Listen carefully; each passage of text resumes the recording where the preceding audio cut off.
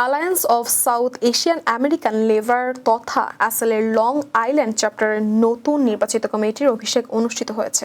গত 13 April new ইয়র্কের ফার্মিংডেলের একটি হোটেলের বলরুমে আয়োজিত এক অনুষ্ঠানে শপথ নেন চ্যাপ্টারের সভাপতি গোলাম ফারুক শাহীন সহ নবগঠিত কমিটির সদস্যরা।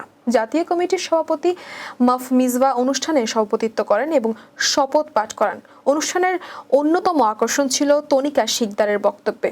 এতে গোলাম ফারুক শাহীনকে কমিউনিটি সার্ভিসে অবদানের জন্য যুক্তরাষ্ট্র কংগ্রেসের প্রোক্লেমেশন এবং নিউ ইয়র্ক স্টেট অ্যাসেম্বলির সাইটেশন দেওয়া হয়।